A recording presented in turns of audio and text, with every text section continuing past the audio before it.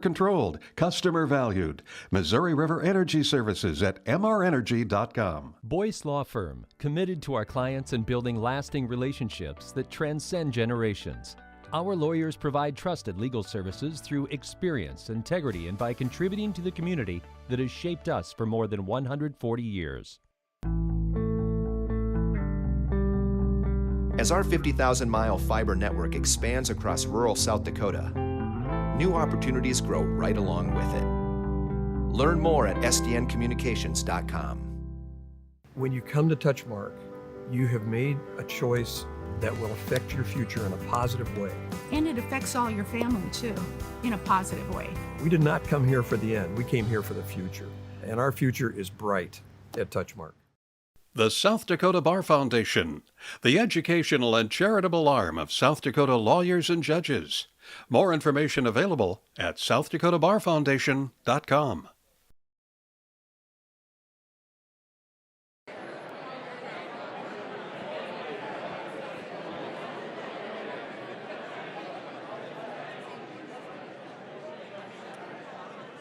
Good afternoon, and this is live coverage of South Dakota Public Broadcasting's coverage of the South Dakota Legislature and today's State of the State address. I'm Kara Hetland. Lee Strubinger is joining me now. Lee, a little profile of what's going to happen today. Yeah, a few things we can expect from the governor's State of the State address today would be a little bit about a $200 million proposal for workforce housing. That's going to be a big topic this year. Another proposal that the governor is going to bring is about statewide water and sewer infrastructure. She's also going to talk about federal dollars for some child care programs. And I think we can also expect to hear about various bills aimed at blocking certain concepts in education. One of the things that lawmakers are also going to spend a lot of time this year talking about is cannabis.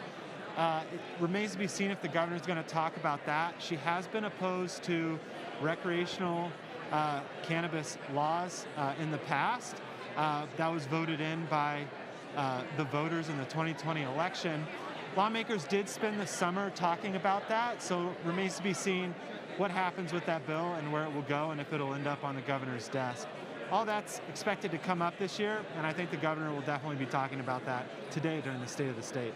And we heard in the budget address that there's quite a lot of money to spend, and so there'll be some wrangling over some additional dollars that were unclaimed or unallocated by the governor's budget address as well? Yeah, talk to any lawmaker, especially those on appropriations, and the easy sessions are the ones where they don't have any money to spend. When they have money to spend, that's when kind of the wheeling and dealing takes off. There's 105, over 100 different ideas of what to do with money.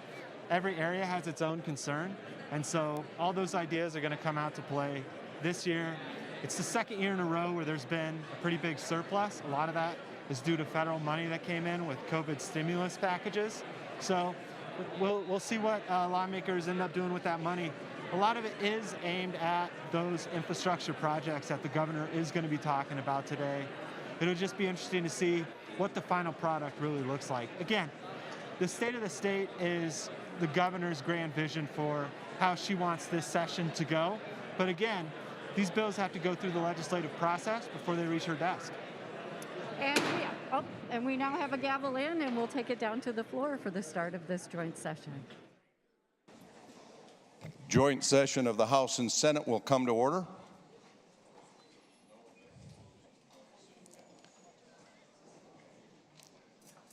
Today, leading us in prayer is Reverend Craig Wexler from the Pierre-Fort Pierre Ministerial Association, and the Speaker of the House will lead the pledge.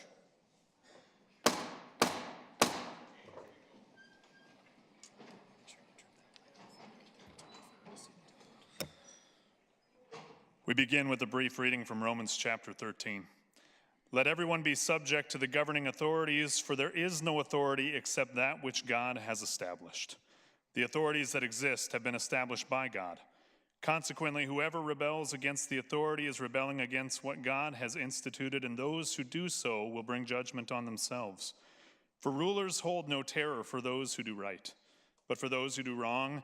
Do you want to be free from fear of the one in authority? Then do what is right, and you will be commended. For the one in authority is God's servant for your good. The Lord be with you. Let us pray. Gracious God, your sovereignty is powerful and right. Your sovereignty has allowed all of us to be called and elected into this space and this time. Remind all who hear that your will outweighs that of any individual person or movement. We live in a time and space in which our country has become more polarized than it has been in decades. But where there is polarization, we pray for unity. Where there is worship of the self or worship of conflicting identities, remind us that our identity is in you and you alone. We are all created in your image, and it is our brokenness and individualization that continues to drive us apart. But not today. Today, Almighty God, as we stand here together in this room, man and woman, young and old, Republican and Democrat, but most importantly, Christian, God-fearing, and South Dakotan, I pray for all of the authority that your sovereign rule has been allowed into this space. We pray for Governor Noem and her continued leadership. Bless her words, bless her work, bless her support staff, bless her family. We pray for our senators and representatives, their families, and the constituents they serve. We pray for our judges of the court who continue to discern and interpret justice on the laws that are created in these halls. Give them grace and wisdom. We pray for every staff member in this building who keeps the work in these coming weeks moving forward. And finally, we pray for all other leaders in government across this nation, outside the borders of this great state. Give them wisdom and humility and insight into the true needs of this country, not the personal agendas that continue to drive us apart, but the ideals of what created this country in the first place 246 years ago: faith, peace, liberty, and the pursuit of happiness. Come, Lord Jesus, come. It is in your name we pray. Thanks be to God. Amen. I pledge allegiance to the flag of the United States of America and to the republic for which it stands, one nation under God, indivisible, with liberty and justice for all.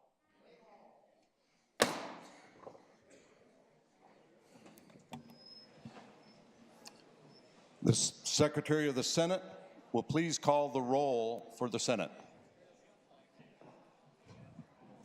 Senator Boland, Breitling, Kamak, Castleberry, Crabtree, Kerr, Diedrich, Duhamel, Duvall, Foster, Fry, Mueller, Greenfield, Heinert, Hunoff, Johns, Johnson, Klum, Colbeck, Mahard, Neseba, Norstrup, Otten, Roll, Rush, Schoenbeck, Shanefish, Smith, Stalzer, Steinhauer, Sutton, Simmons, Tobin, Wheeler, Wick, and Zickman. We have a quorum, Mr. President. Thank you.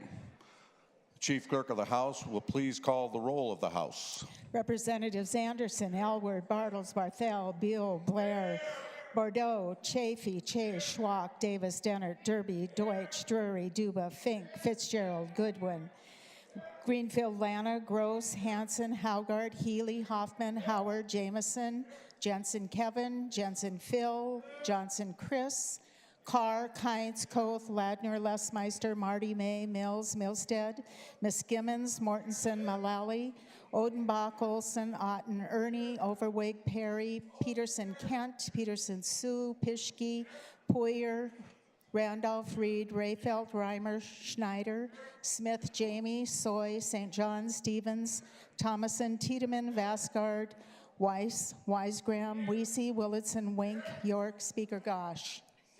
Mr. President, there is a quorum. Thank you, Chief Clerk. Madam Secretary.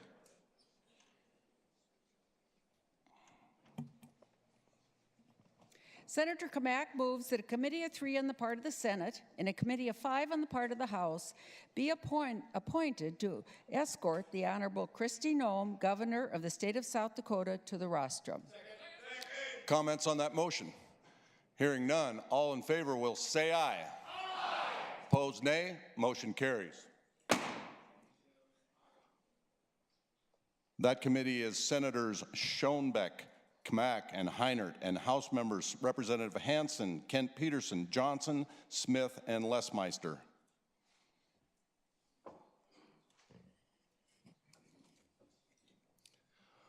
Well, ladies and gentlemen, it is my privilege today and my honor to introduce our friend and Governor Kristi Noem. 3 years ago, I stood here excited about the potential the next 4 years would bring. Little did we know what was coming just down the pipe. In that time, our state has faced historic flooding, a global pandemic, and an economic boom resulting from the path that we took. We may be the only state in the nation for which unprecedented times is a positive meaning. We have exceeded our potential through our challenges, and we must now be prepared to bring South Dakota into a new era of prosperity. In a few moments, the governor will present her State of the State address. We'll get an update on the successes we have shared as a state. We will also hear captivating stories about the families and the business owners and the public servants who make South Dakota the best state in the nation. When folks from other states ask me, how is it that South Dakota has managed to emerge so strong, I tell them it's simply two things. First of all and foremost is our people. The strength of our people are our most enduring characteristic. It has and will continue to serve us well. And number two, our governor. She trusted our people, and they have lived up to that trust. And so I want to say it is an honor to serve with each one of you in a common goal of lifting up South Dakota. And I'm grateful to be partner with the governor in her steadfast leadership. Together, we work to keep our state safer, stronger, and healthier. The future is bright for South Dakota, and together we can keep our state on a path to success and responsible growth. Will the Sergeant at Arms please announce the arrival of the governor?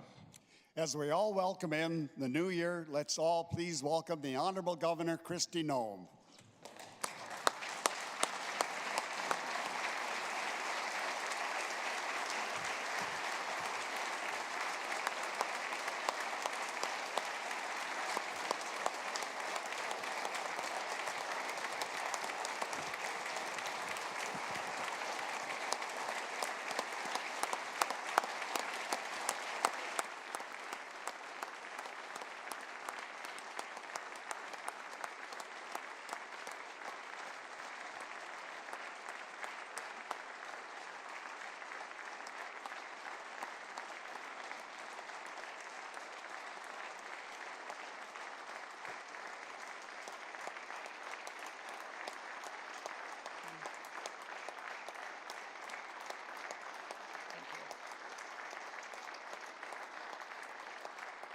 Thank you. Thank you. Lieutenant Governor Roden, Mr. Speaker, members of the House and Senate, Chief Justice Jensen, Supreme Court justices, constitutional officers, and my fellow South Dakotans. I am honored to stand before you today as the governor of a state that is proudly leading the nation. We are leading with a talented workforce. We are leading with growing our businesses. We are leading with strong schools. We are leading with freedom, limited government, fiscal responsibility, and a commitment to defending the values that have made our country great. I am proud to report that the state of South Dakota is stronger than it has been in our 133 years.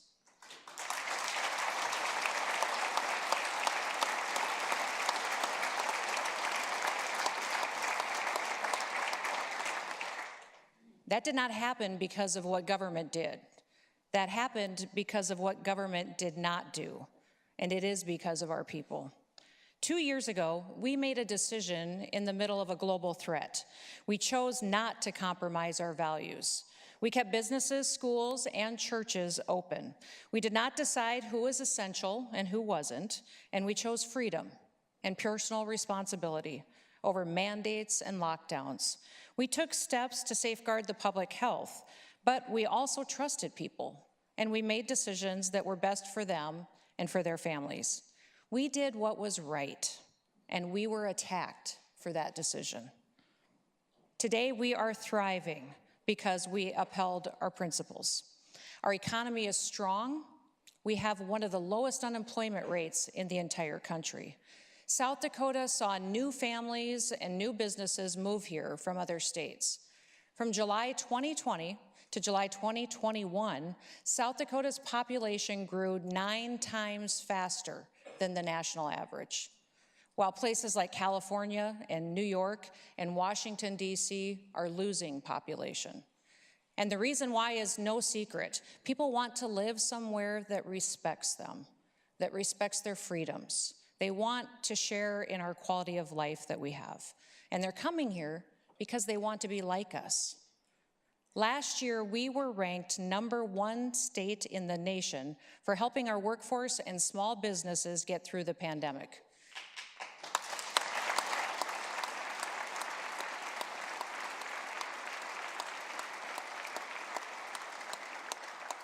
We've had record tourism numbers, and we've created opportunities for success for everyone. Now, no group is succeeding in higher numbers than women in South Dakota. During the pandemic, South Dakota was top 3 for the smallest negative impact on female workers. And we're also one of the top 10 best states for women to live and to work. And I am very proud that South Dakota is one of the top 5 states for providing career opportunities for working moms. Now, we are seeing inspirational testimonies from women like our very own State Senator Jessica Castleberry. Now, I am so grateful that she is allowing me to tell her story to all of you today. 15 years ago, Jessica suddenly found herself a single mother with 3 little kiddos with mouths to feed and only $3 in her checking account. She went to visit a credit counselor to get some advice on what she might do to improve her situation. Now, Jessica shared her dreams of getting a business degree, of becoming a business owner someday. And that woman responded to Jessica by saying that there was no magic wand that was going to make her dream come true. Well, that didn't sit very well with Jessica. She went and she bought herself a magic wand. And she kept it close to remind herself that she could make her dreams come true, regardless of whatever others thought was possible. Now, through hard work, Jessica Castleberry, she advanced her education and she launched her career. And this year, she celebrated the 11th anniversary of her business in Rapid City, which has 3 commercial locations. To this day, that magic wand sits in her office as a reminder of all that's possible. Now, Senator Castleberry, you got to clap for her. Go ahead, Mike.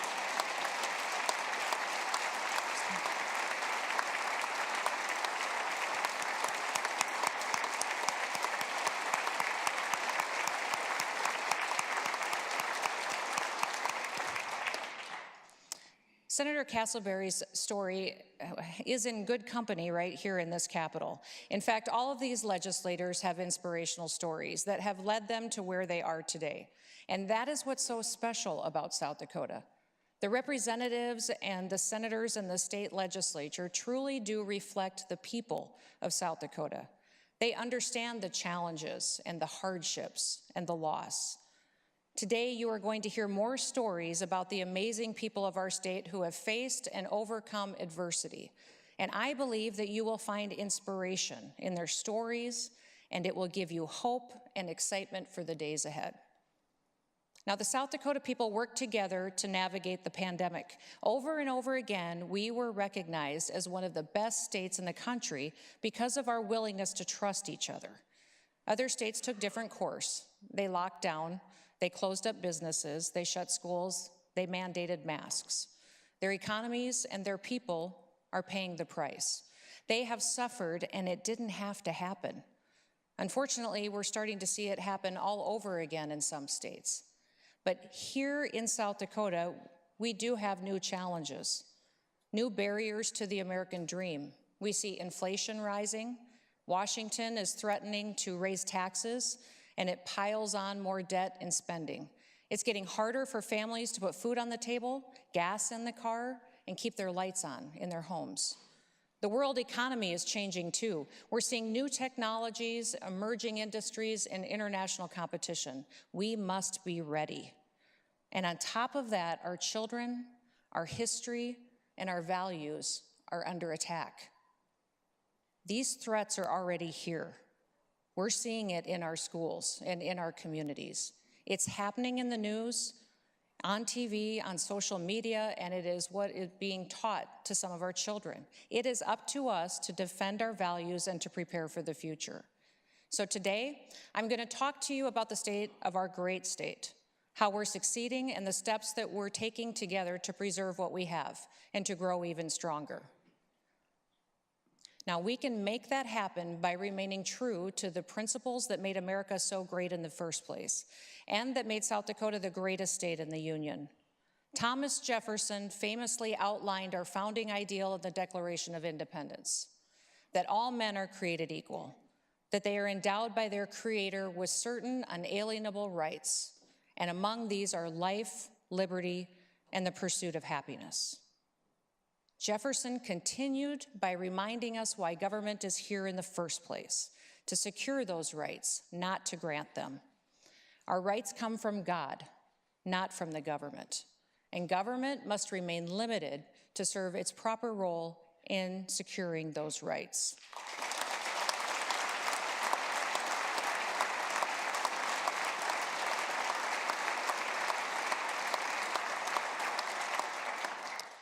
It's no mistake that when Thomas Jefferson wrote those famous words, that life came first.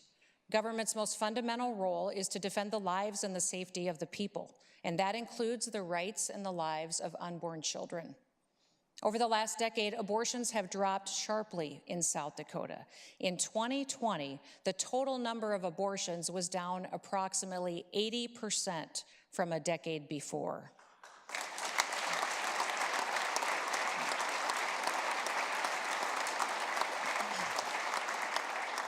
Now, that's something to celebrate, and it's thanks in part to the policies that some of the legislators in this room have passed. You have proven that abortion does not need to be a divisive issue. Last year, every single legislator supported my bill to guarantee protections for unborn children with Down syndrome. And I look forward to the day when all unborn lives are protected. The Supreme Court has a historic opportunity to make that a reality. And as soon as Roe v. Wade is overturned, our state laws are ready to protect every unborn child here in South Dakota. But until then,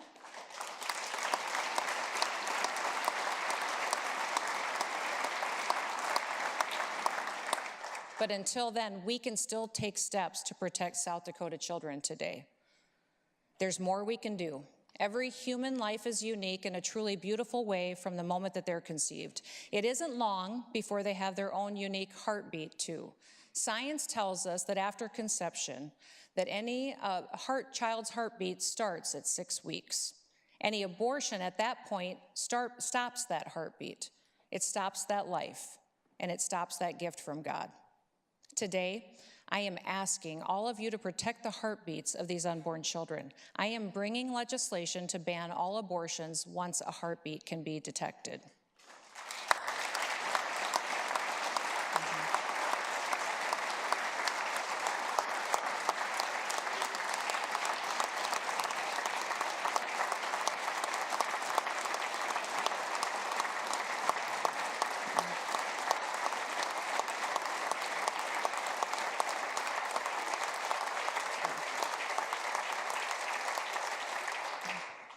Last year, I signed an executive order banning telemedicine abortions in South Dakota. Today, I'm asking all of you to ban telemedicine abortions in state law. Chemical abortions happen when a woman ends an unborn life with a pill. These procedures are 4 times more likely to cause a woman getting an abortion to end up in the emergency room. Chemical abortions are dangerous, and I am asking all of you to take action to protect South Dakota women from this dangerous procedure. Now, we can also protect lives by expanding access to adoption and to foster care.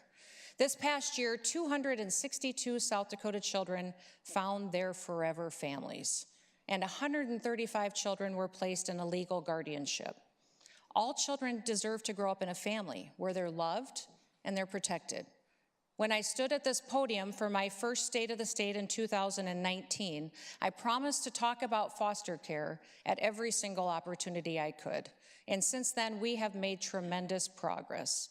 We have launched our Stronger Families Together initiative with the Department of Social Services, along with America's Kids Belong and South Dakota Kids Belong.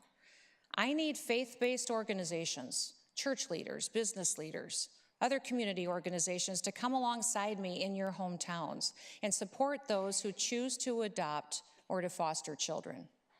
In South Dakota, we support and we serve other people. My parents instilled that in me from a very young age.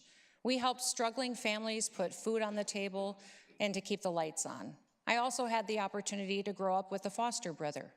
I remember my parents telling me years later that they wished that they would have had more tools, more information, that they would have had more training so that they could have helped him adjust better to becoming a part of our family. Now today we have people in the room who can provide that kind of help. We have the leadership of South Dakota Kids Belong, if you would stand, and you are with us here today. Would you please thank them for all their work that they provide helping families going through crisis here in our state.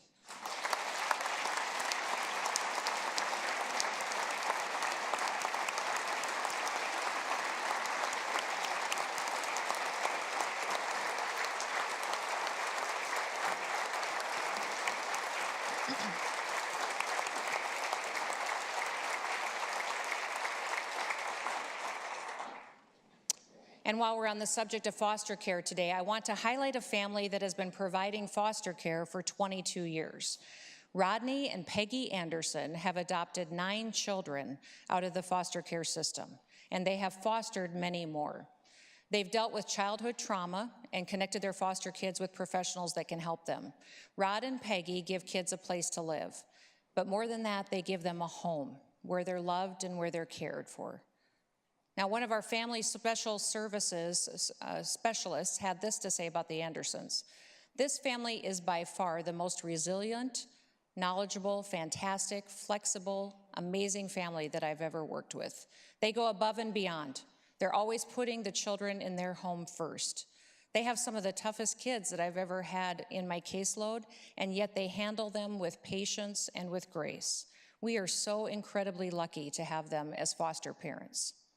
I would like to have Rod and Peggy please stand. And 3 years ago, I created the Governor's Heroism Award to honor South Dakotans who went above and beyond, South Dakotans who save lives. They're heroes for how they've changed these kids' lives. And this year, I'd like to recognize Rodney and Peggy Anderson with the 2022 Governor's Heroism Award. Let's thank them and every foster parent.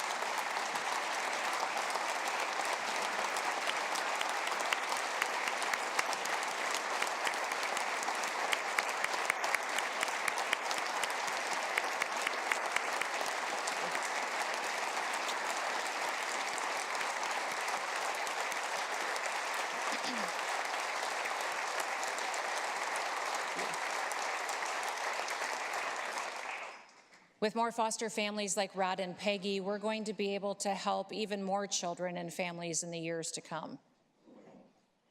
Now, another way that we can advance life in South Dakota is by giving our people health care options close to home.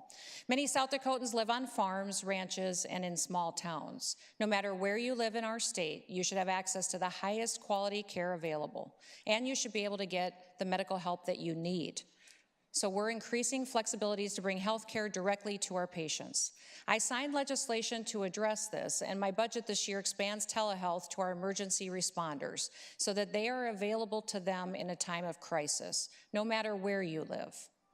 For years, emergency services in small towns across South Dakota have been largely run by volunteers. Today, we have a volunteer ambulance crew with us from Oneida. Would you please stand? The Oneida Ambulance Service has been in operation since 1956. In 2000, they were named the South Dakota Emergency Medical Service of the Year. They won that award again in 2020. And to win an honor twice like this is a testimony to their hard work and to their training. They complete hours and hours of training to become emergency medical technicians and ongoing trainings as well. And they answer calls across Sully County. They do it all as volunteers. Their dedication to saving lives and taking care of their fellow South Dakotans is inspirational. Will you please help me thank them for their service to the people in their area?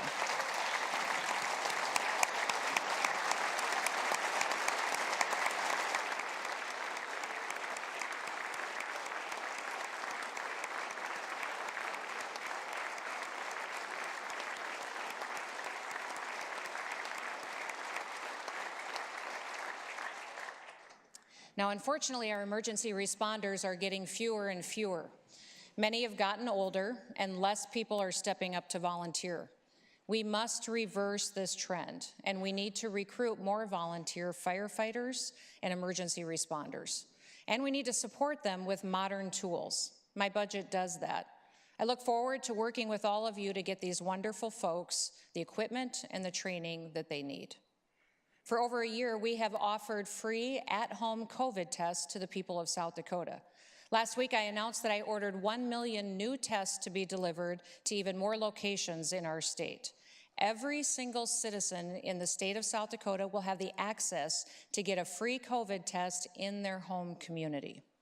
Now, President Biden had promised this action, but has failed to do so. The state is going to continue to work together to take care of our people. Our healthcare workers worked hard to help us take care of folks and to keep us within our hospital capacity. Our systems monitored people from home, and they ensured their safety while keeping beds available. To our nurses, our doctors, our healthcare professionals, we are getting you more help. We've invited more healthcare professionals to come and live in South Dakota. We've made it possible for out-of-state licenses to be recognized so they can come here and get right to work. And when they come here, they will have the opportunity to work for some of the greatest systems in the country. Healthcare workers in South Dakota have faced perhaps the greatest challenges of their career over these last 2 years. I am amazed by their efforts, and I am so grateful for how they have sacrificed to serve others.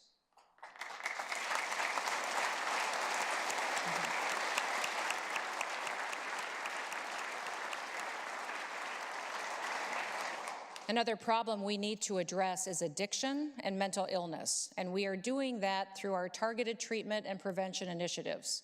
While overdoses have been skyrocketing across the country, in South Dakota, overdose deaths have dropped by 19%.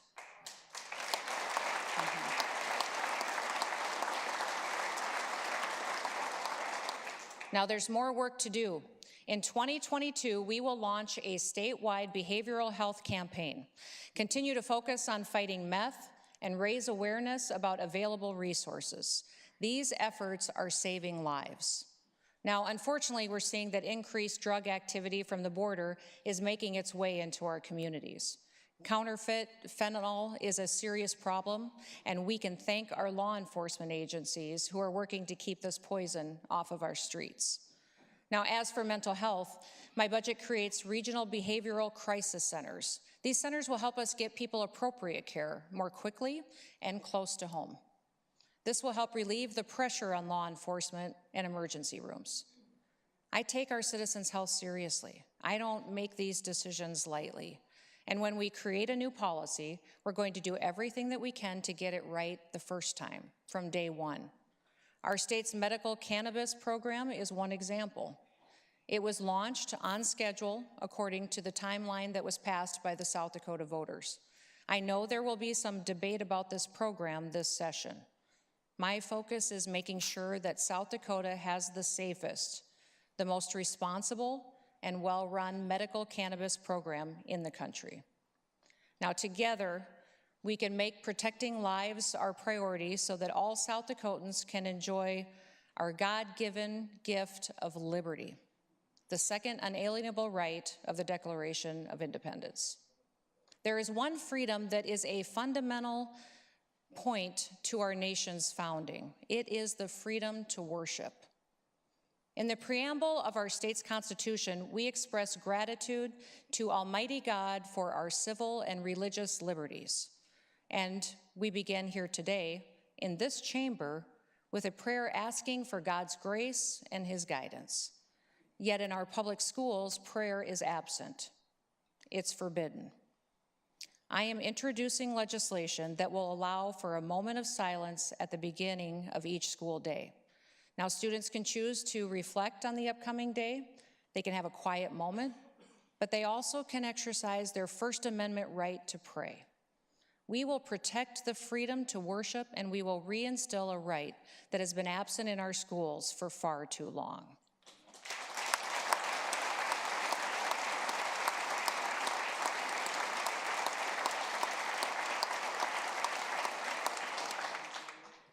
Another fundamental liberty is the right of individuals to provide for themselves and for their families. Government at times abuses its power and it interferes with that liberty, but never in our history have we seen government shut down liberty such as we saw during the pandemic. State after state imposed mandates and lockdowns. They closed businesses and churches, and America is still suffering the consequences. Other states told people that they weren't essential.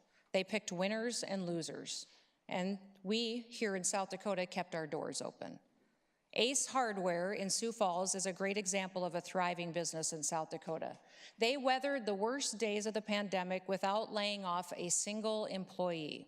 They innovated quickly, they protected the health of their staff and their employees and their customers, and they continued their passion for quality service and customer care. Similar success stories can be found time and time again around our state. And here with us today is a young woman named Alyssa Nix. She's a small business owner in Sioux Falls, and Alyssa was born and raised there in Sioux Falls and started working in retail and fashion when she was 16 years old. In February 2018, she took out a loan to purchase a women's clothing boutique. That had been a lifelong dream for her. She is proud to sell clothing and accessories that make women feel confident about themselves at all budget levels for all occasions. Alyssa was nervous when the pandemic hit. She didn't know what the future had in store, and she didn't think that she could keep her business going if she was going to be forced to close. Now, I heard about Alyssa's store from my daughters, so I decided just to stop in one day when Brian and I were running errands down in Sioux Falls. While I was there, Alyssa and I chatted about the weather. We talked about horses, which we both love, and we talked about 4-H, because we're both 4-H leaders. Now, during our visit, Alyssa started to get tears in her eyes, and she told me that if our state had made different decisions the last 2 years and had not trusted her, she didn't know if her store or her dream would still be alive. Her lifelong dream would have come to an end. She was so grateful she was respected by her government, and she was thankful to still be able to serve her customers. Alyssa's American dream is alive and well in South Dakota because we trusted small business owners like Alyssa and Ace Hardware to find ways to survive. Every other state in this country ordered some businesses to close. That didn't happen here in South Dakota. Alyssa, I'd like to ask you to please stand. And she's got her lovely mother, Barb, with her as well. And I want to thank you.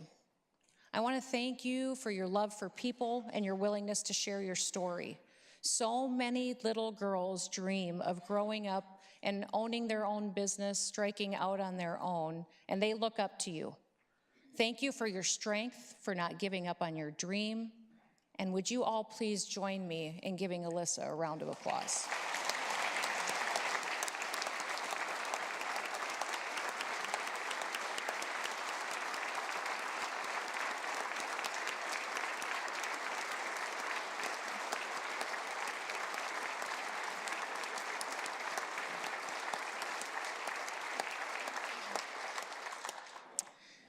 One way we can continue to expand liberty is by remembering that government should not make it harder to have a career.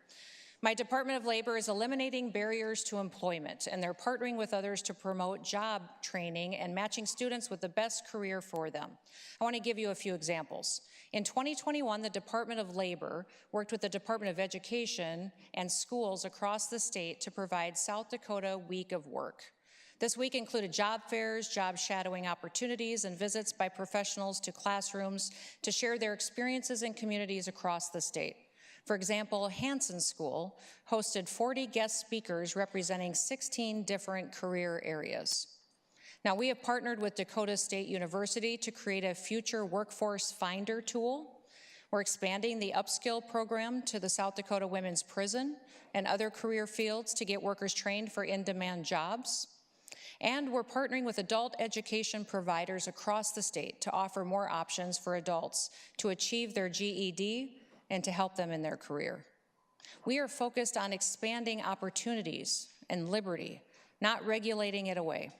And South Dakota's job market continues to be a national leader as a result. But in order for us to defend liberty, government must remain limited. And part of how we do that is through our budget process, through our commitment to fiscal responsibility. I want to assure every South Dakotan of this: we will not use one-time money, whether federal or state dollars, for ongoing expenses or new programs. It would be irresponsible to create or to expand in any ongoing program with one-time dollars. Now, a month ago, I reported to you that exceptional revenue growth that South Dakota has enjoyed is because of the steps that we took here in South Dakota. Since that time, we have received even more great news, which I am prepared to share with you all today. In addition to the estimates that I gave you back in December, our economy is even stronger than we expected.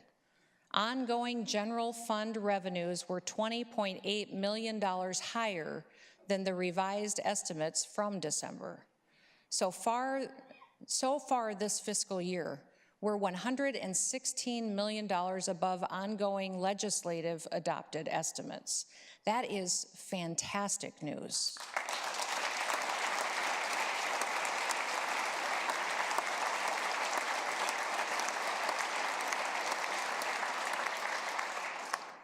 We should return a portion of these strong revenues to the people of South Dakota. So I am announcing 3 proposals today to cut taxes and fees for hardworking men and women right here in South Dakota. First of all, let's eliminate fees associated with starting or renewing a business with the Secretary of State in South Dakota. In 2020, the theme of my State of the State was open for business, and we are continuing that commitment today. We are already among one of the best business-friendly states in America, and with this step, we will make it even easier to do business here. We will not charge you to open or maintain a business in South Dakota. And let's also eliminate all fees for concealed carry permits in the state.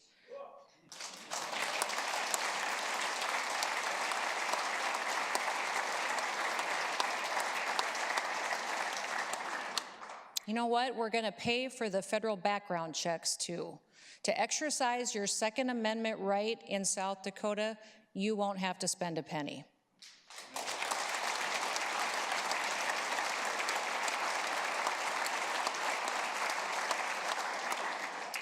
Three years ago, constitutional carry was the very first bill that I signed as governor. We guaranteed the right of our people to keep and to bear arms. Together, we will continue to defend this key constitutional liberty. And finally, although we don't have a lot of taxes in South Dakota, we've been looking for them. I'm going to propose that we eliminate one that is incredibly ridiculous. Did you know that we have a bingo tax? So this is largely a tax on elderly populations and our veterans. I'm proposing that we get rid of the bingo tax, and that's just the beginning.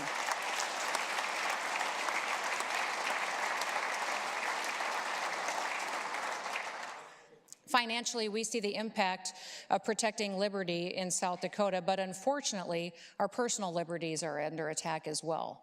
But that attack is not coming from our state. It's coming from the Biden administration in Washington, D.C. right now. I always promised you that I would protect our state from overbearing federal intrusion in our daily lives. So we took action.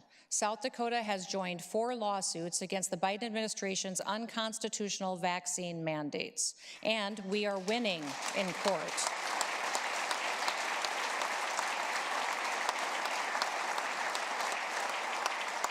This issue has advanced to the United States Supreme Court, and oral arguments were heard last week.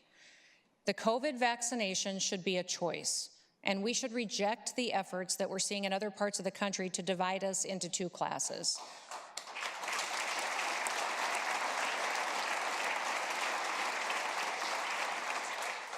We need to reject what they're trying to do by dividing us into the vaccinated and the unvaccinated.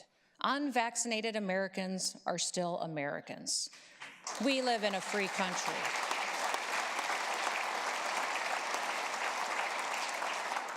We live in a free country, and we are free to make our own decisions. The government does not get to make them for us.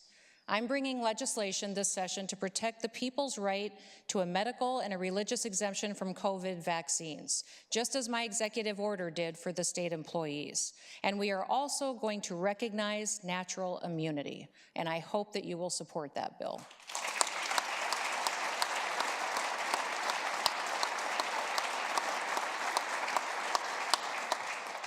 From day one, it has been my priority to focus on the next generation of South Dakotans.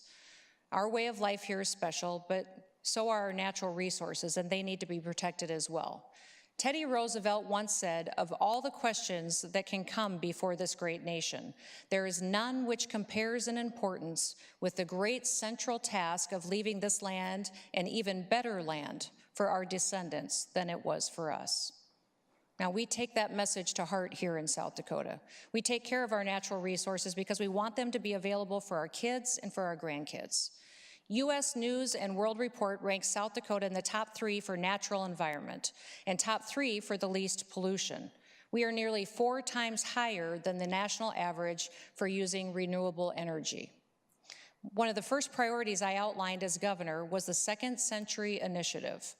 This initiative raises money to support pheasant habitat, trap predators who threaten our pheasant populations, and to educate South Dakotans about our wildlife and our land. It helps preserve our state's status as a top destination for pheasant hunting. The Second Century Initiative has benefited hunters while also supporting our farmers and our ranchers. They're improving water and soil quality, and they're enhancing opportunities for all those who enjoy the outdoors. Last year, we raised $1.4 million for the Second Century Habitat Fund, and these dollars go directly into expanding habitat acres across South Dakota. We also raised almost $5.5 million with the Habitat Stamp, and between those efforts, we have added more than 10,000 acres of habitat for our wildlife. We've created additional public access acres and for fishing and for hunting, and we've completed hundreds of habitat improvement projects on existing public lands. Habitat is our economy too, and hunting and fishing adds $1.3 billion to the state economy. As a result, South Dakota is the -- state for licensed hunters per capita. We've seen an 8% increase in sales for resident combo hunting and fishing licenses, and we've also seen a 16% increase in out-of-state small game licenses over the 3-year average. We also have had big increases in youth hunting, including a record increase of youth participation in the Nest Predator Bounty Program.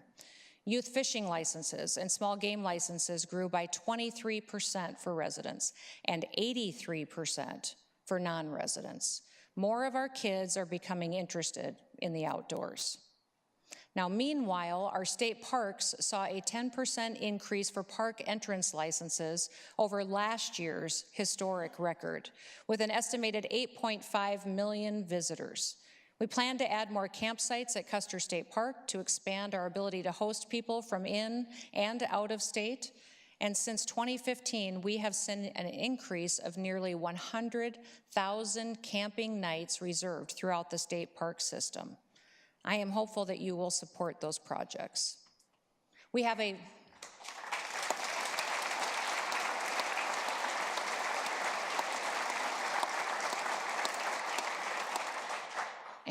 fantastic army of volunteers who work at our parks each and every year. This past year, we had 443 volunteers log a total of 103,000 hours of service. And I am so grateful for all of those folks who volunteer to welcome people to our state parks.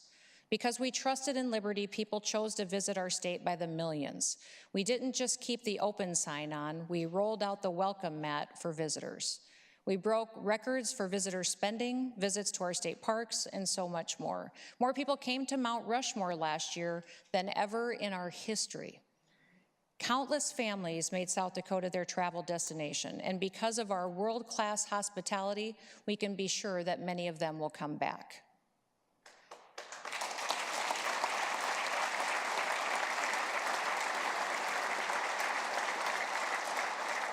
Now, freedom and liberty are about self-determination and the right to achieve, to reach our fullest potential. But there is a troubling movement in our society today.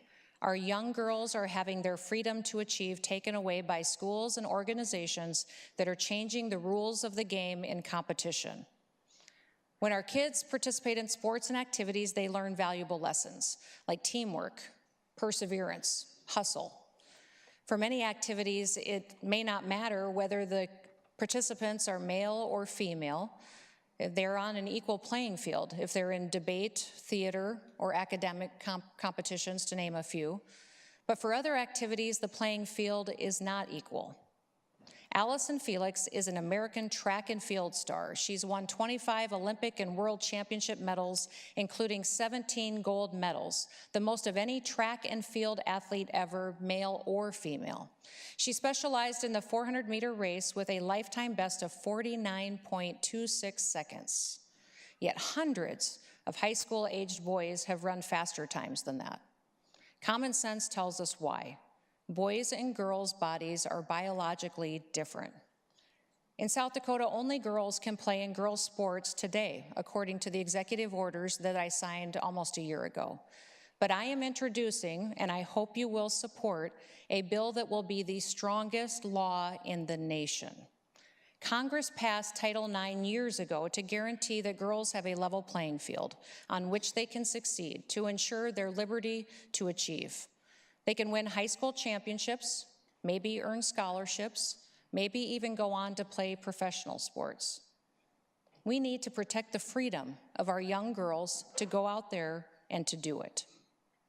Now, success in America is by no means a given, but if you work hard and you put your mind to it, you can accomplish anything. That's the American dream, and that's the pursuit of happiness and what it's all about. But there's a new ideology taking hold of our country, and it redefines our culture.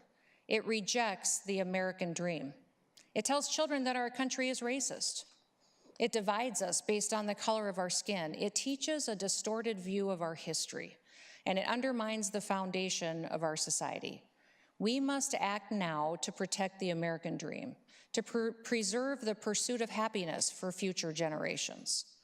Now, over 30 years ago, in his farewell address, President Ronald Reagan asked the nation an important question.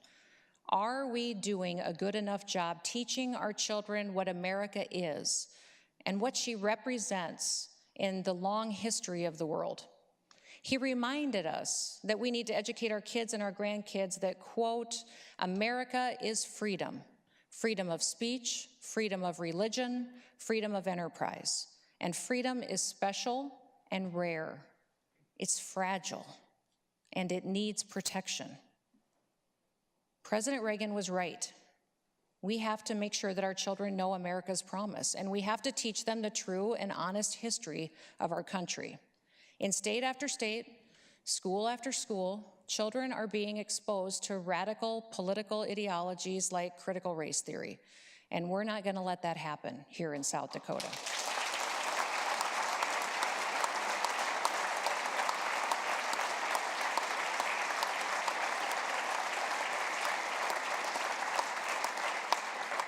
Our state supports opportunity for all.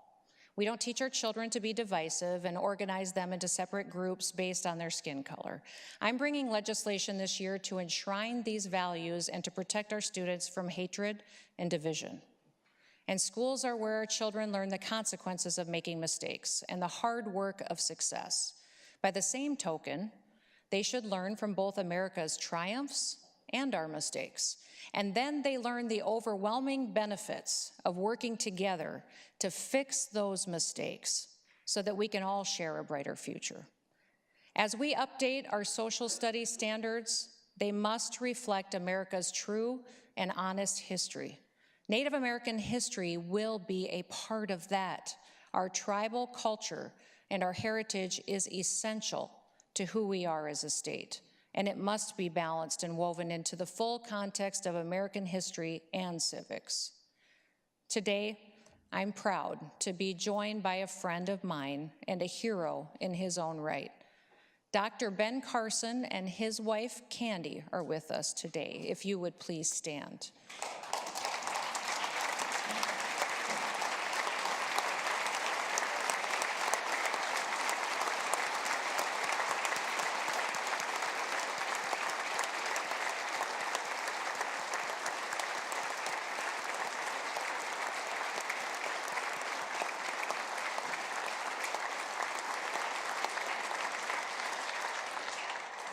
Despite the challenges of his childhood, Dr. Carson grew up to become one of the most accomplished surgeons in American history.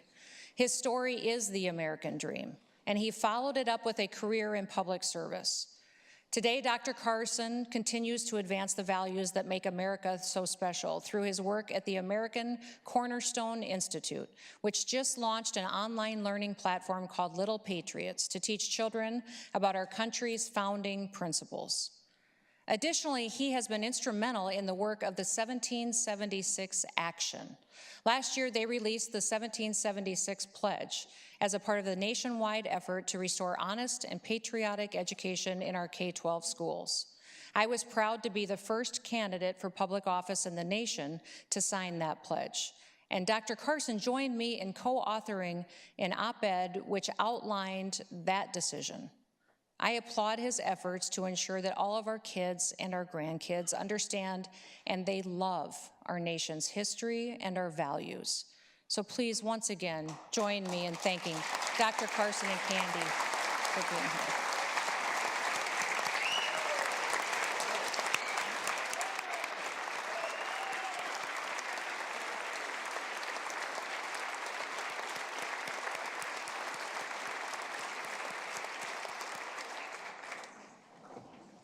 The pandemic was very hard on school children across the country. South Dakota was recently ranked first in the nation for the least amount of learning loss among students during the pandemic.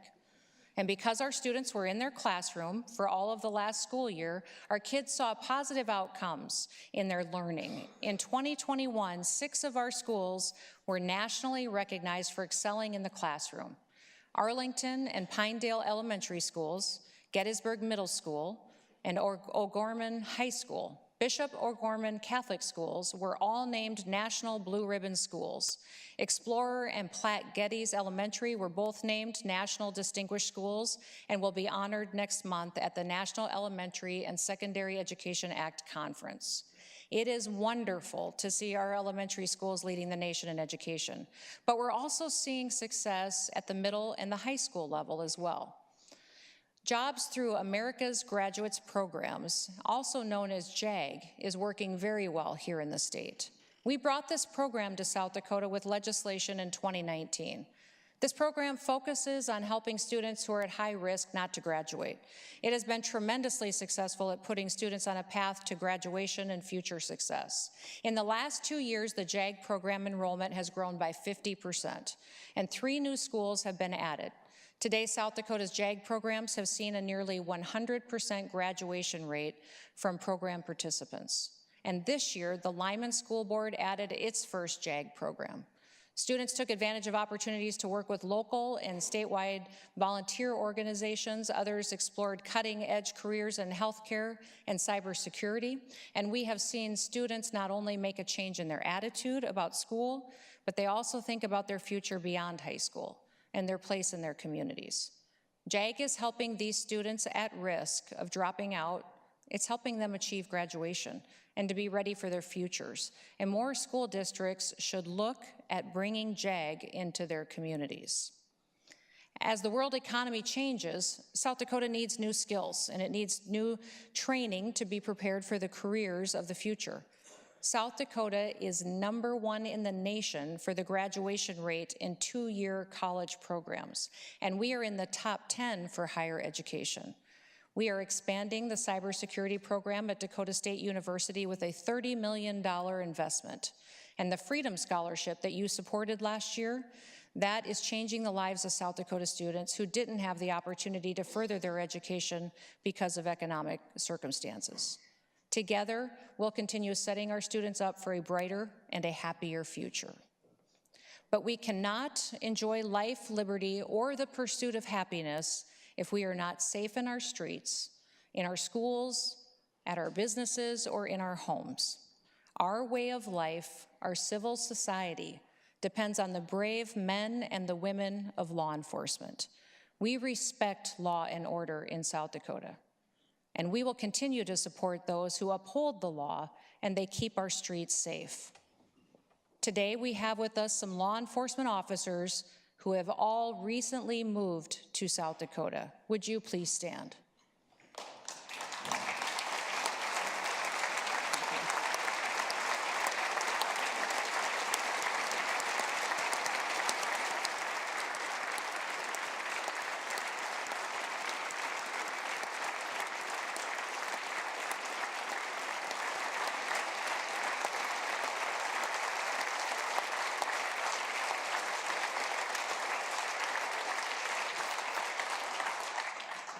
please stay standing.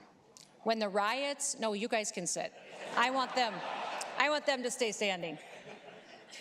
When the riots and the violence started in this country months and months ago, we launched a nationwide campaign to recruit law enforcement officers to move to our state. We wanted every police officer in America to know that if they wanted to live somewhere where they were appreciated and respected, then come to South Dakota. Hundreds of law enforcement officers responded to our invitation, and we are so proud to be known as the state that stands and defends the people who put their lives on the line every day to keep our communities safe. And we are also free to pursue our American dream because of the men and the women in our armed forces who defend our country at home and abroad. Could we have any members of the South Dakota National Guard please stand and join the officers that are currently standing? Thank you.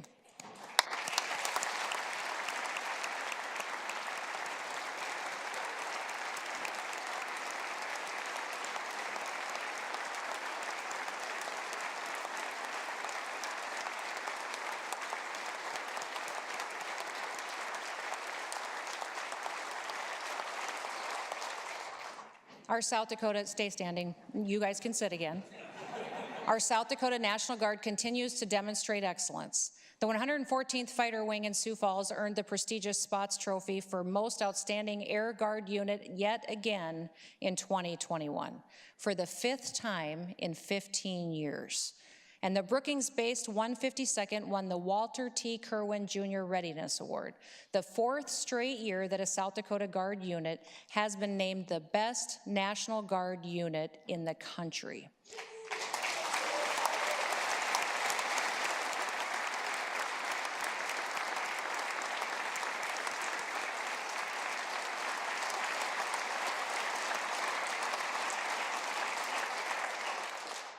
Our Guard has stepped in to help with everything asked of them: storm recovery, firefighting, drug stops, COVID medical support, and of course, helping to secure our nation's borders and ensuring our shared defense.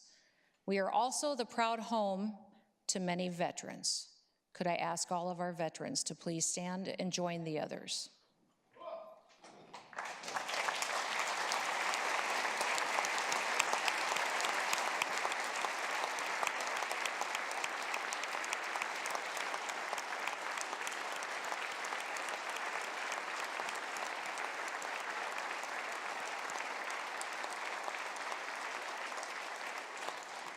Our Department of Veterans Affairs has earned a 5-star rating from the Centers for Medicare and Medicaid, the highest level possible.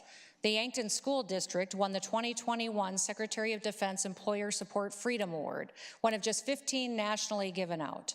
The opening of the State Veterans Cemetery in Sioux Falls has given us a dignified final resting spot for eligible veterans and their spouses. Our efforts to pass laws to honor our veterans are being noticed.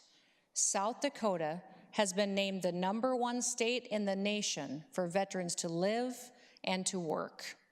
South Dakota honors those who answer the call to serve.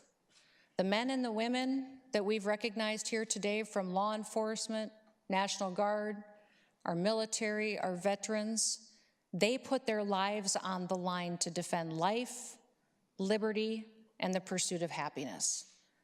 Please join me in thanking them for their sacrifices and their service to our great state and the United States of America.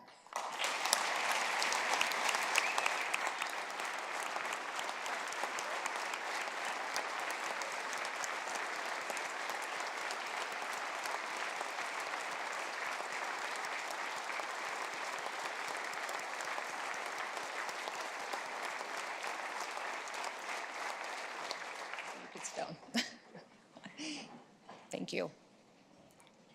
It wasn't just law enforcement that moved to South Dakota. Thousands of new residents made the move. Our state is top 3 in the nation for inbound migration, according to United Van Lines. Georgie Borman is a native of Washington State who is fed up with the lockdowns, fed up with not being able to go to church, fed up with ever-changing rules, as she describes it. In Washington, her family had to restrict capacity at their cafe. They had to wear a mask everywhere that they went, even when other people were around. And Georgie had had enough. she decided that she was going to make a change. She took a road trip to the Black Hills, and as she was driving home to Washington, she said, "I don't want to go back." She wanted to move to South Dakota, but she also wanted to stay close to her family. So the family came too. Her kids, her grandparents, her aunts, her uncles, all the family followed. Eventually, South Dakota gained dozens and dozens of new residents from a family that loved freedom and was tired of tyranny. More are still planning to come, and the only home that they had ever known was Washington State. But it didn't feel like home anymore, and they fell in love with South Dakota.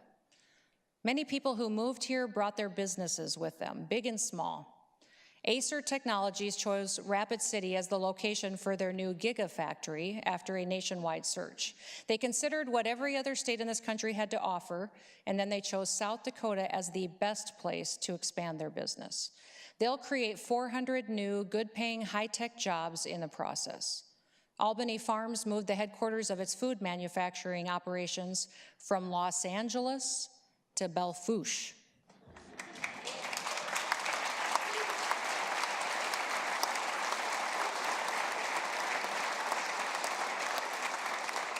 That's a little bit of a culture change.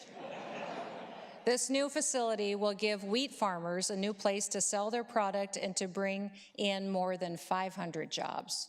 Businesses that have always called South Dakota home have also expanded. 10 South Dakota businesses were named among the fastest growing in the nation earlier this year. Furniture Mart USA is doubling its campus in Sioux Falls, creating 650,000 square foot facility. North Sioux City is adding over 300 acres to their industrial park to host many new businesses, and they're preparing to build 300 new career homes to support that growth. Black Hills Harley-Davidson, listen to this. Black Hills Harley-Davidson led the world in Harley sales.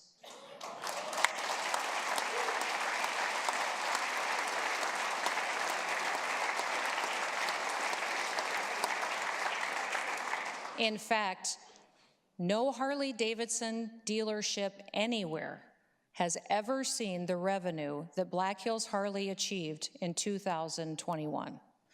And that was driven by our strong economy, by tourism, maybe the visitors to the Sturgis Motorcycle Rally, and it was driven by the work ethic of the men and women who run this dealership. Black Hills Harley is not just a record-setting motorcycle dealership. In the middle of a dangerous wildfire earlier this year near Rapid City, Black Hills Harley allowed their store, their parking lot, their property to be used as a headquarters for the fire response. They gave our firefighters and our first responders free use of their facilities, and they didn't want anything in return.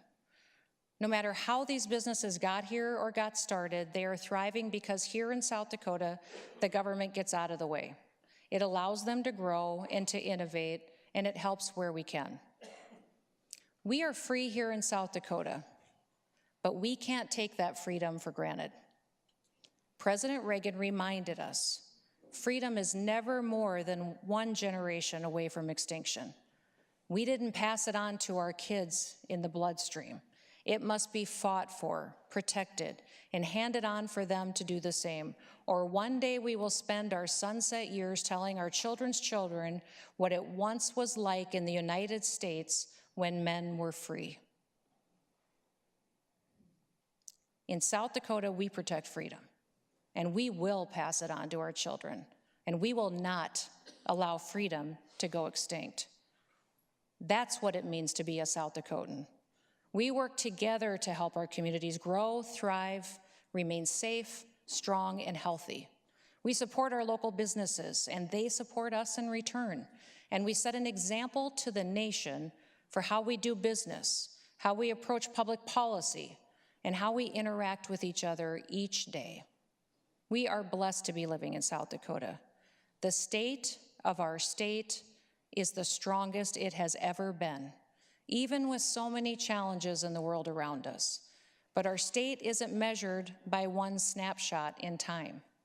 It is our duty to ensure that it is strong for generations to come. Let's work together this session to keep the doors of opportunity open for our people and to guarantee the promise of life and liberty and the pursuit of happiness. So may God bless you, and may God bless the great state of South Dakota. Thank you.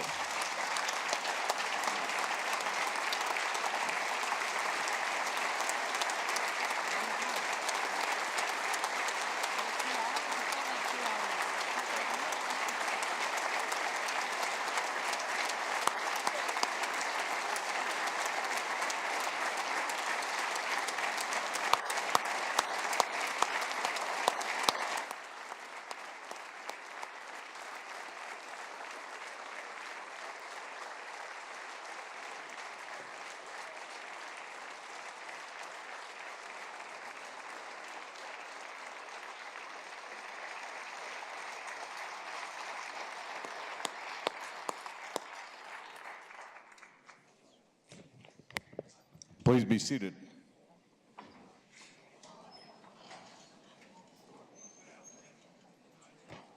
Madam Secretary.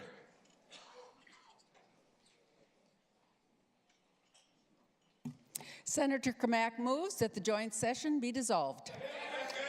All in favor of the motion will say aye. Opposed, nay. Motion carries. Joint session is dissolved. Thank you. Thank you very much.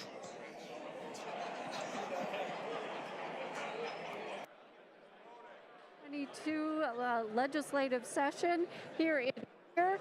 Some of the highlights from her speech, she really focused on the Declaration of Independence theme with life, liberty, and the pursuit of happiness, announcing a plan to prohibit abortions in the state after 6 weeks of pregnancy.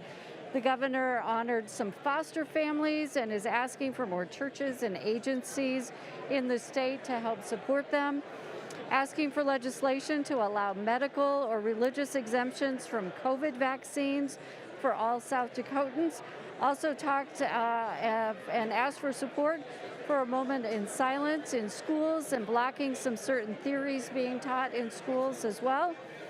The governor proposed some tax cuts, saying the economy is strong, and asked for tax cuts for registering new business or renewing existing businesses with the Secretary of State, to eliminate concealed carry permits and background check fees, and to eliminate tax on bingo. She called that tax ridiculous, actually. And the governor paid tribute to law enforcement, National Guard members, veterans in the state, and acknowledged new businesses. I'm Kara Hetland, and Lee Strubinger is joining me as well, and we're going to get some reaction from legislative leaders. He is on the floor right now with Senator Troy Heinert, and we have more lawmakers getting in place as well. And we'll go to Lee on the floor.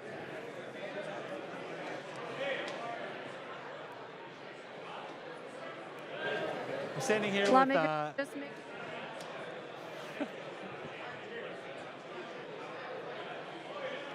was anyways. Camera's not looking at us.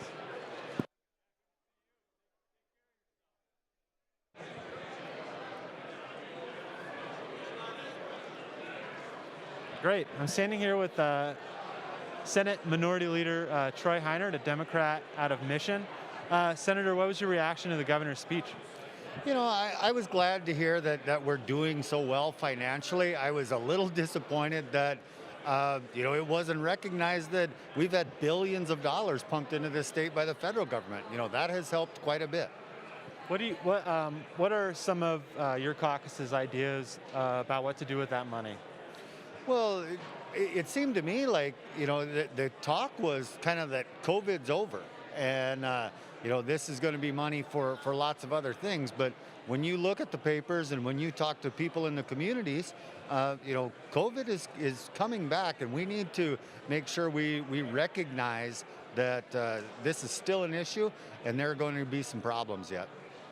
One of the things that the governor brought up, and there were many, but one of the things that the governor brought up was about education. And I know there was a task force over the summer to look at social studies curriculum. She said during her speech that Native American history would be included in the new standards. What are your thoughts as she kind of outlined that proposal today? Well, I watched that take place this summer, and it was really sad that, at the 11th hour, those standards were pulled. And that was after a consensus by, that entire group. So I hope that she's serious. I think it would, there's plenty of us that would like to be part of that conversation. As we talk about Native history in this state, then there needs to be an honest conversation of what that means to be Native in this state. One of the things that the governor's been working on behind the scenes and the legislature is about workforce housing. What have you kind of noticed in your district about workforce housing, and how do you think that legislation could help with that? Sure. That is something that I think our caucus would support wholeheartedly. We've been talking about workforce housing issues for a long time. Now we have the money.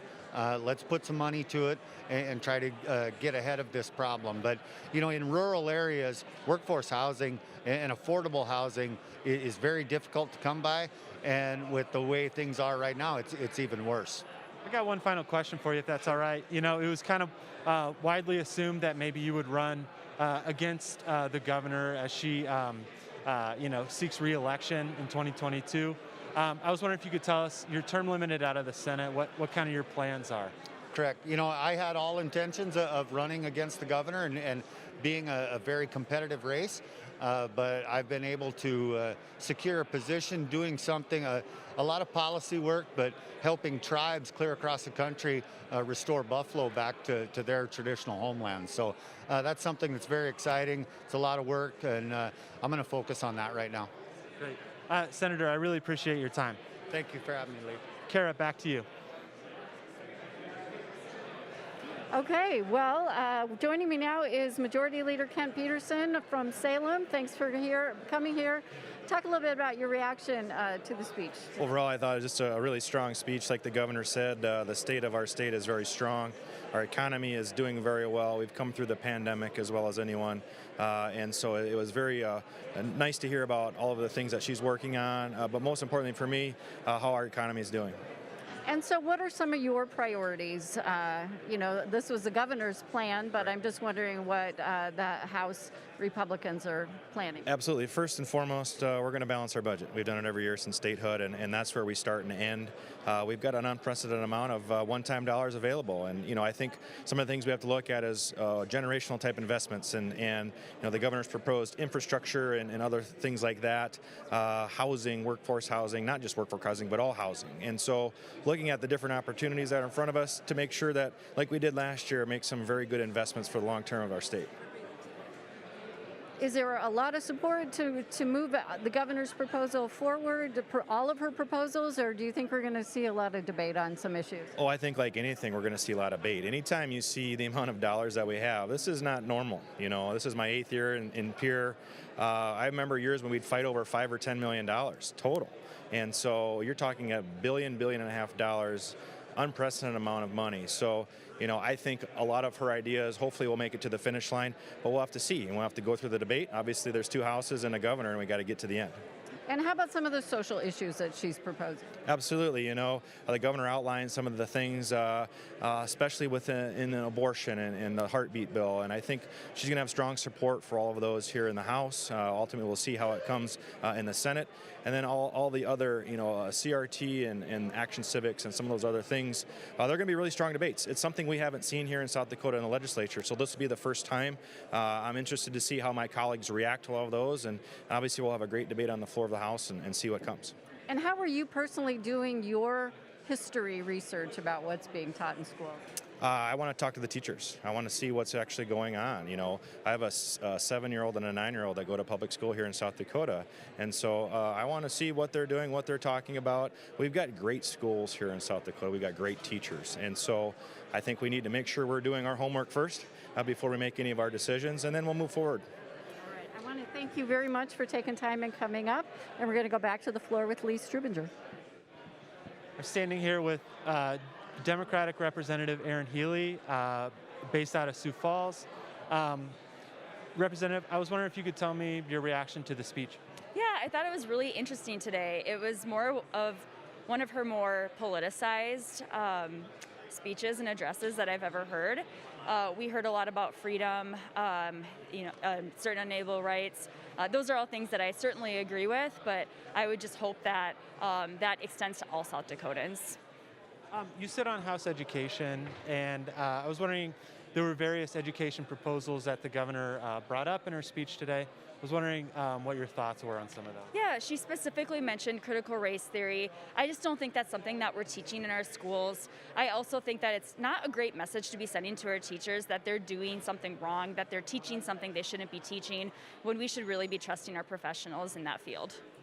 Earlier this week, she also announced kind of a blocking action-based civics as well. Is that something that concerns you or that you thought about? It does concern me. I think action-based civics is really important. It really teaches kids how to get involved in the community, how to be involved in civics-related activities, and that's just something that we should continue teaching in our schools, especially if we want to see our kids grow up to be strong individuals who want to remain active and be leaders in their community. The governor also mentioned two proposals. One of them would be blocking medication-based abortions, and the other that she called a heartbeat bill, basically banning abortions when a heartbeat is detectable. What are your thoughts on those two bills? Yeah, I thought it was really unfortunate to hear some of that information. It was misinformation. Chemical abortions are not unsafe. They're actually safer than an actual pregnancy. And then regarding abortion, she mentioned herself that abortions have dropped 80% in the past decade, and that we have set so many different laws into our state government that have really made abortion hard to access. So I'm wondering why we need to take our time out of a busy, short session to focus on abortion issues any longer. What I think we need to be focusing on is access to birth control and good health care, sex education, and just the fact that we should really be trusting the provider-patient relationship. What are some other issues that you're going to be bringing up this year, or that you're watching out for? Yeah, childcare, obviously that's always on my radar. I think that we need to make sure that that $100 million is spent in a good way to ensure that all kids have good access to care while their parents are at work. And then obviously education, healthcare and mental health. We need to continue to expand mental health services in our state, especially after the pandemic when we see so many people suffering. Representative Healy, thank you so much for your time. I really appreciate it. Thanks for having me.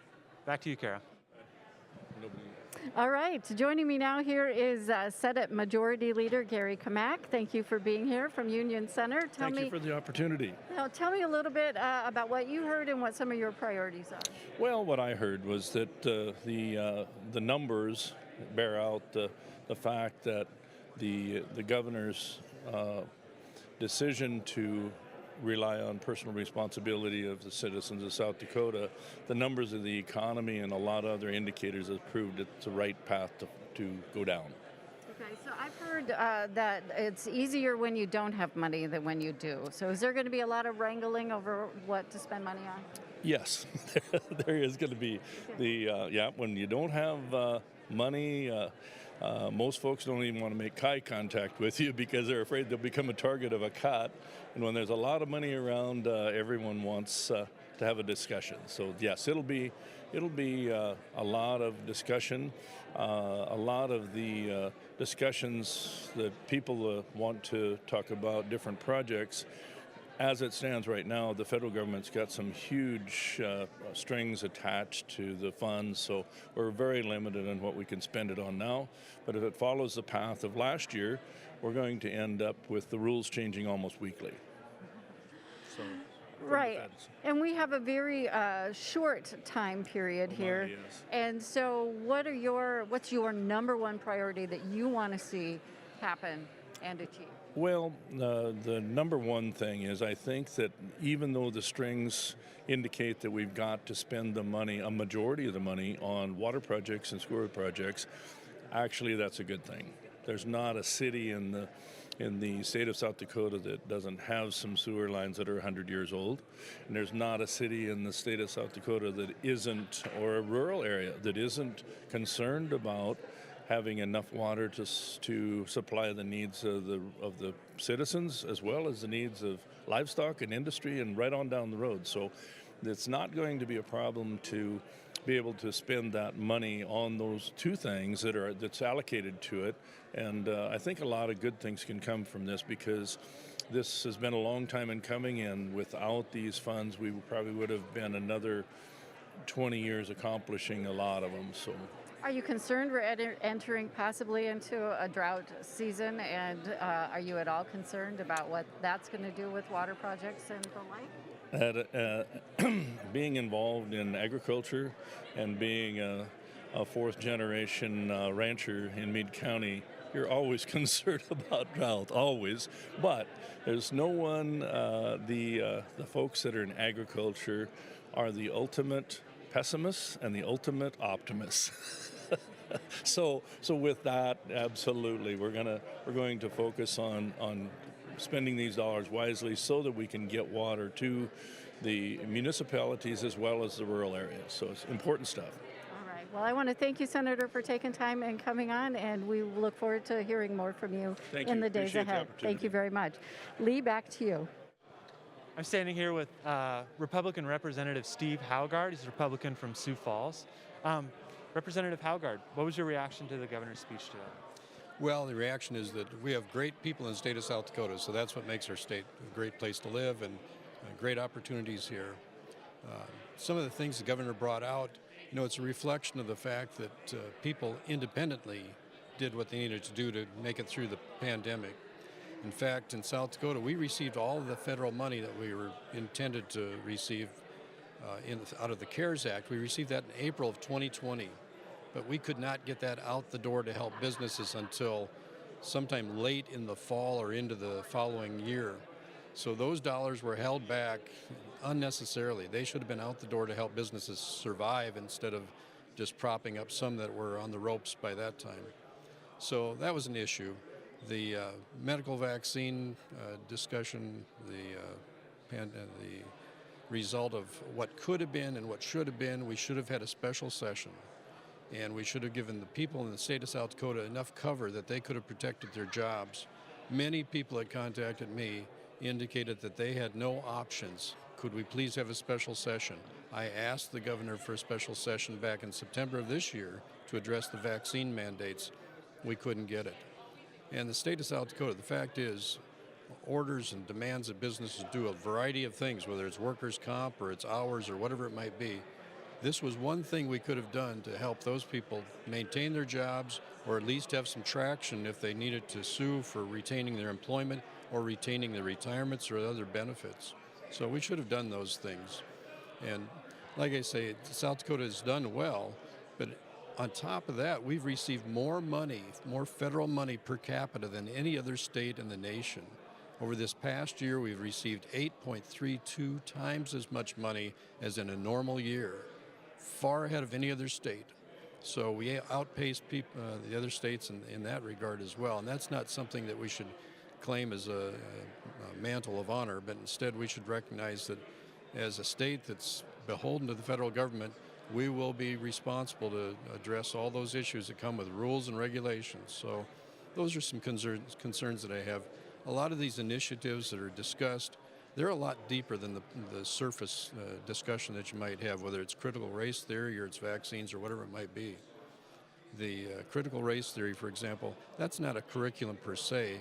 That's woven into the fabric of how some people teach, and we need to address that. And those are things that need some special attention. Plus, we heard some comments about the Native Americans. Instead of giving them lip service, we should develop a better relationship and maintain that relationship.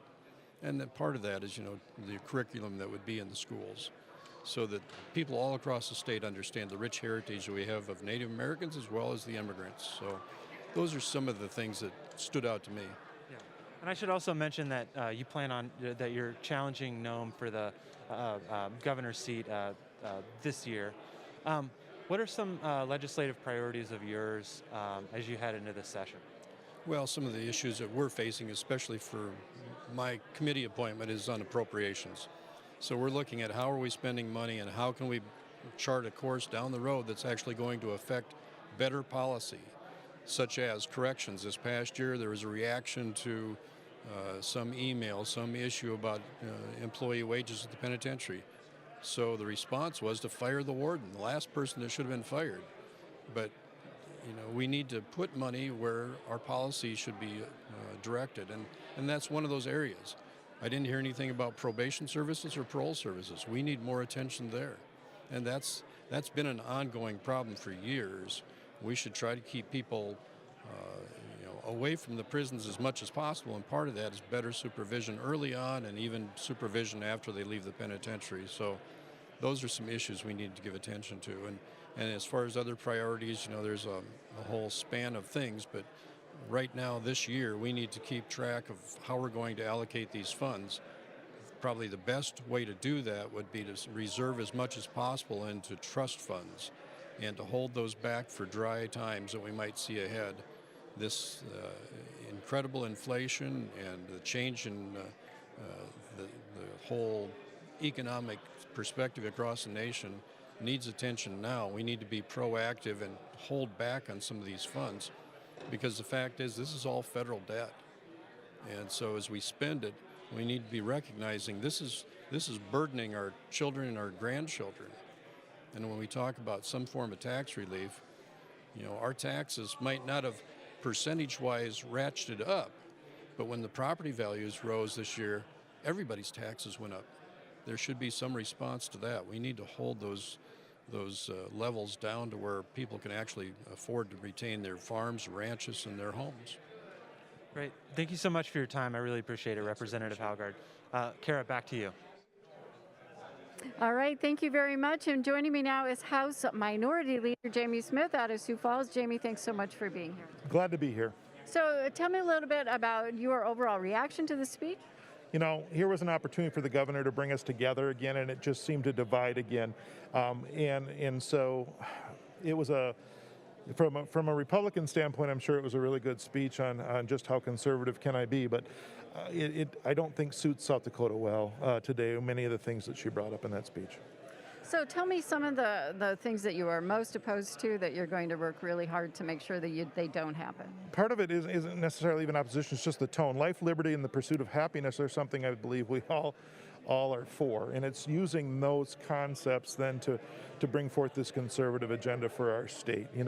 When we talk about freedom in the state of South Dakota, your freedom ends when your behavior influences negatively on me. And so people that make these choices, when she talked about being so free that mandates on vaccines and things like that, well, we have to remember that your behavior it impacts my safety and my freedom. Okay, so wearing masks, all the things that divide. I think keeping the schools open was great. She talked about that, and I think that's important. I think that's the safest place for many of our kids throughout our state. But while they're in school, we need to do everything we can to make sure that those students are safe when they go back and forth to their families. For example, when it comes to telling our teachers what curriculum to follow and those types of things as a state, I think that's an overreach. I don't think we need to do that as a state. I think we should have the freedom to educate if you're an educator, for example. When we, again, dividing us on abortion issues, that's a very divisive issue, very personal issue, and there she goes for it in the speech. A vulnerable population, trans kids in our state, again, a very vulnerable population in our state. People that are just trying to fit in, and we have to go there in this speech today to tell about the state, that is doing well financially and economically, but never once was mentioned the reason for that, and that's the influx of federal dollars that we have flowing through our state right now because of the federal government that she then condemned for their actions in this speech. So just give me just a quick highlight of what some of your priorities are to see this. You know, I think some of our priorities are the same. It just depends on how we message that. And when it comes to workforce, for example, that she touched on, you bet we need workforce. And what we need for that is training, and she talked about that, and we can talk about that and agree about that. We can also talk about, within that workforce, supports that we can give that, and I believe government can do that, and that would be like the child care initiative that we're bringing forward to support those working parents in the state of South Dakota. I would have liked to heard that be brought forward focus in a bipartisan way, that these are things we can do together rather than down this road of how conservative can I be. Jamie Smith, I want to thank you for taking time and coming on the program, and we will hear more from you later this week on South Dakota Focus. So thank you so much for coming on the air today. And that'll conclude our live coverage here on South Dakota Public Broadcasting of the State of the State Address here in Pierre. I'm Kara Hetland, and for Lee Strubiger and all of us from South Dakota Public Broadcasting, thank you for joining us today.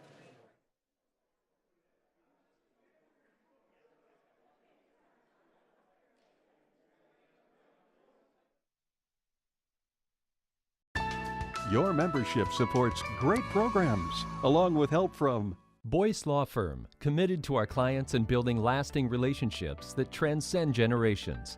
Our lawyers provide trusted legal services through experience, integrity, and by contributing to the community that has shaped us for more than 140 years.